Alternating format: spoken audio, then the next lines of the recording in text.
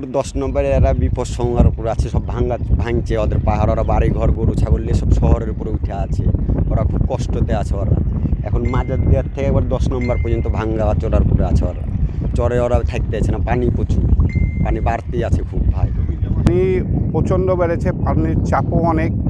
আর মানে 5-7 বছরের ভিতরে এরকম পানির চাপ দেখা হয়নি। বাড়িঘর ডুবে গেছে, কিন্তু সাহায্য সহযোগিতাও সেরকম নাই, বা আনাগোনাও মানুষের নাই যে ডুবে গেছে কিছু সাহায্য সহযোগিতা করি, এরকমও নাই। কিন্তু মানুষ আতঙ্কে আছে যে কখন নদীর ধার বসে যাবে।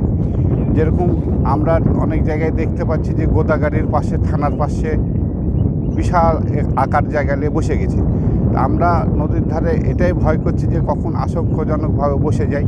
আর নদীর ধারের সারা রাত সারাদিন ব্যাপক হুন্ডার আমদানি হচ্ছে, কিন্তু মানুষ চলাফেরা করে, কিন্তু গাড়ি চলাফেরাটা যদি বন্ধ করে এই কিছুদিনের জন্য, তাহলে হয়তো একটু আতঙ্ক কাটতে পারে।